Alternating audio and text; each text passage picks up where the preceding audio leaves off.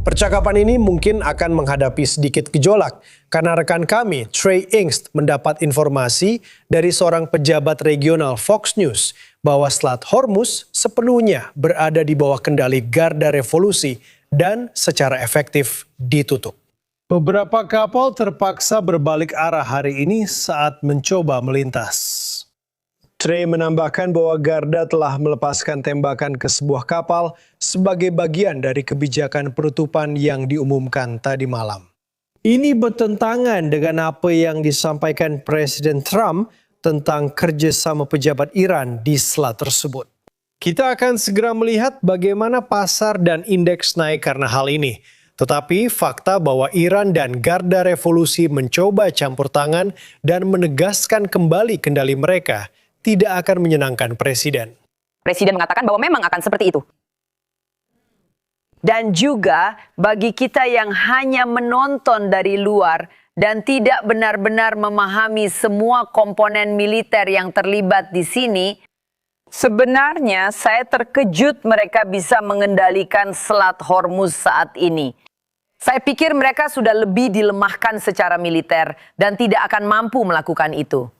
Saya tidak tahu bagaimana menurutmu, Charlie, tapi ini sangat mengejutkan. Saya tahu. Talvez não. Ya, tidak sulit untuk membuat ancaman. Dan seperti yang telah dilakukan sepanjang sejarah revolusi, Iran telah melakukan banyak hal. Dan itulah sebabnya kita berada di sini. Satu-satunya alasan mereka punya kekuatan adalah karena mereka bersedia melakukan apa saja untuk mengintimidasi orang dan membuat mereka takut untuk melintas di sana. Tapi yang agak membuat saya bingung di sini adalah saya tidak tahu apa rencana jangka panjang mereka. Jika rencana jangka panjang mereka adalah mencoba membuat dunia berpihak pada mereka, saya rasa itu tidak akan berhasil.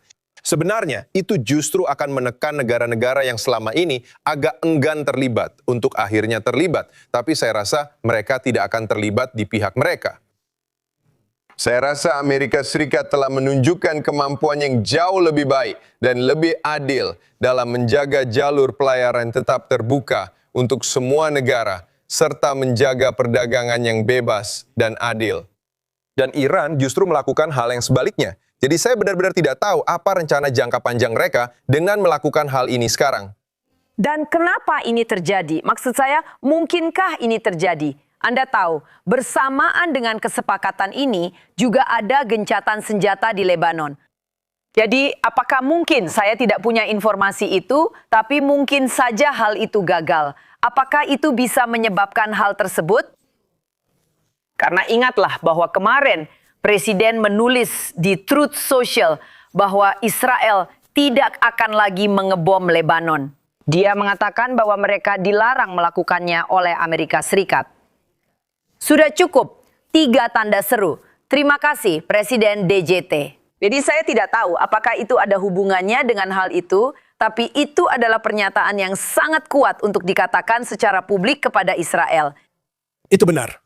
Tapi untuk kembali ke poin yang tadi kamu sebutkan, Reco, tentang Iran mengambil alih kendali selat itu. Ini penting karena Iran sebelum perang dimulai tidak pernah menguasai selat itu karena alasan yang disebutkan Charlie. Setiap selat di planet ini menurut konvensi PBB tentang hukum laut itu bebas. Tapi kita sudah melihat hal ini terjadi. Dan dalam pernyataan dari seorang pejabat intelijen regional kepada Trey Ingst, dikatakan bahwa Selat Hormuz sepenuhnya kontrol IRGC dan penutupan efektif sekarang, serta fakta bahwa mereka telah menembaki sebuah kapal adalah tingkat kontrol yang belum pernah dilakukan Iran sebelumnya. Dan jadi mereka sedang menguji batasnya. Mengenai poinmu, Charlie, tentang strategi jangka panjang, kita sama sekali tidak tahu. Karena Iran belum pernah mengalami kekalahan militer sebesar ini. Dan kemampuan mereka untuk mengambil alih kendali selat itu masih dipertanyakan. Itu adalah pertanyaan besar. Arah dari semua ini sekarang tergantung pada pembicaraan yang seharusnya dimulai akhir pekan ini di Pakistan. Ini benar-benar mengacaukan segalanya. Ya, dan juga pada harga minyak, teman-teman. Ya. Kita lihat saja. Pada akhirnya, semua ini bermuara pada hal itu. Ini tentang ekonomi. Dan itu satu-satunya alat tawar yang dimiliki Iran. Bagi 99% orang di seluruh dunia, mereka hanya menantikannya. Jelas, ada banyak masalah politik yang terjadi di sana. Tapi secara umum, semua negara lain ini hanya menginginkan ekonomi yang sehat dan makmur. Dan Iran sedang menggunakan kemampuannya untuk mengganggu hal itu demi merusak segalanya. Dan tentu saja, jika Presiden Trump melanjutkan semua ini, dia melihatnya sebagai kemenangan ekonomi yang luar biasa bagi Amerika Serikat. Karena ini adalah bagian dari agenda Amerika pertama yang telah dia bicarakan. Baiklah. Oke, sekarang untuk operasi amarah epik, Presiden Trump mengisyaratkan bahwa serangan terhadap Iran akan kembali dilakukan jika kesepakatan dengan Teheran tidak tercapai hingga hari Rabu. Rebecca Castor bergabung bersama kita sekarang dari Washington dan dia memiliki berita terbaru. Rebecca, selamat pagi. Rachel, selamat pagi. Tadi malam Presiden Trump menyatakan bahwa dia menerima kabar sangat baik tentang Iran. Dia menyatakan bahwa negosiasi berjalan sangat baik dan dia akan segera tahu apakah akan ada kesepakatan tepat waktu. Jika tidak, pasukan Amerika Serikat siap untuk bertindak. Kesepakatan sampai hari Rabu. Ketika gencatan senjata berakhir, Apakah kalian akan memperpanjang gencatan senjata? saya tidak tahu, mungkin tidak. Mungkin saya tidak akan memperpanjangnya, tapi blokade akan tetap berlanjut.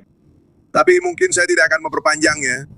Jadi ada blokade dan sayangnya kita harus kembali menjatuhkan bom.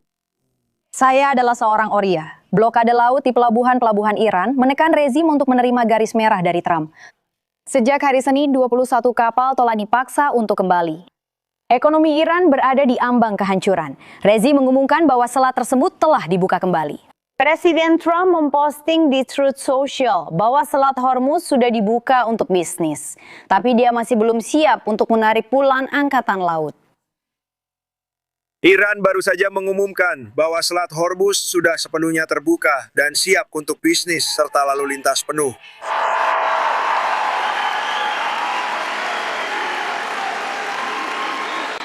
Namun blokade laut akan tetap berlaku sepenuhnya terhadap Iran sampai transaksi kita dengan Iran 100% selesai dan sepenuhnya ditandatangani.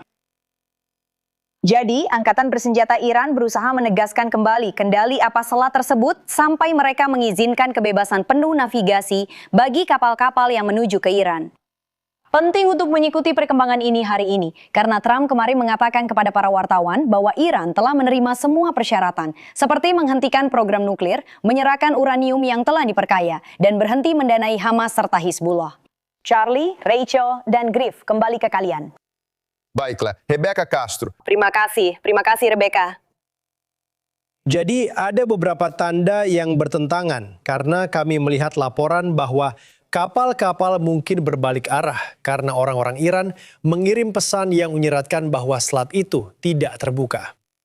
Dan jika mereka ikut campur dalam sesuatu yang sudah mereka setujui, seperti yang dikatakan Presiden Trump, sebaiknya mereka sangat berhati-hati saat mencoba memanipulasi siapa yang sedang mereka coba tipu. Dan Presiden Trump mengatakan bahwa dia menerima telepon dari anggota NATO. Dan dia berkata, maaf, ini sudah agak terlambat, terlalu sedikit, terlambat. Tonton, dengarkan ini. Dan sekarang setelah masalah-masalahnya teratasi, situasinya hampir selesai. Saya menerima telepon dari NATO yang menanyakan apakah kami ingin bantuan apapun.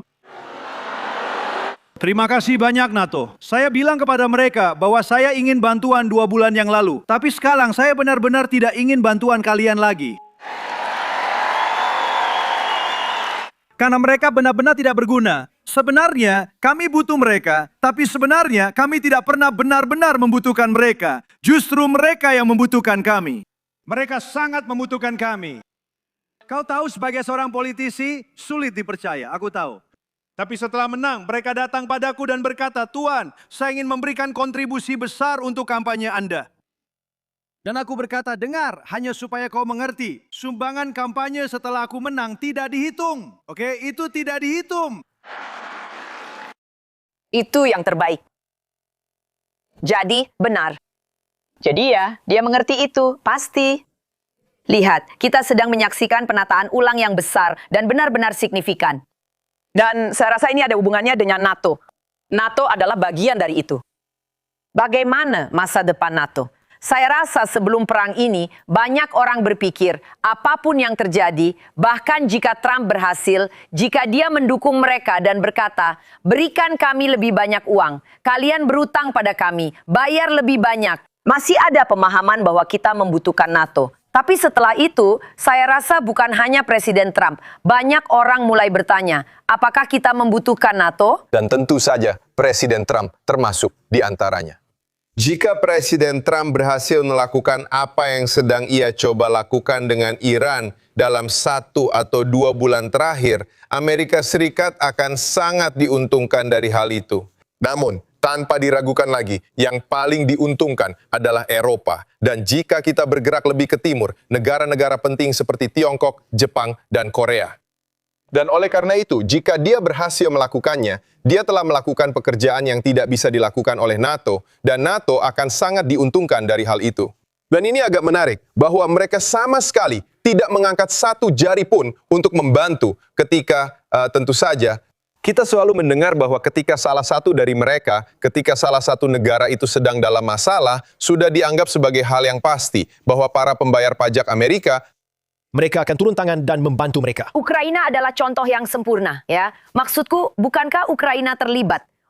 Banyak orang ingin mereka bergabung dan sayangnya pemerintahan Biden memberi sinyal bahwa mereka bisa bergabung dengan NATO. Nah, situasi itu terjadi di NATO dan juga terjadi dengan Rusia. Dan jelas Eropa merasa terancam karenanya. Dan akhirnya kita menghabiskan uang dalam jumlah yang sangat besar. Kita masih terus menghabiskan uang untuk itu. Jadi itu adalah perang yang sebenarnya aku lebih memilih kita tidak terlibat. Dan itu atas perintah mereka. Bagaimana masa depan jika NATO menjadi tidak berarti atau menghilang? Ingatlah bahwa Presiden Trump telah menyebut NATO sebagai harimau kertas. Dan kata-kata ini cukup berdampak karena mereka memang tidak melakukan apa-apa sejak tahun 90-an di Bosnia, di Kosovo. Dan pada akhirnya, premis NATO seperti yang dipahami orang-orang adalah pasal 5. Serangan terhadap satu anggota adalah serangan terhadap semua anggota.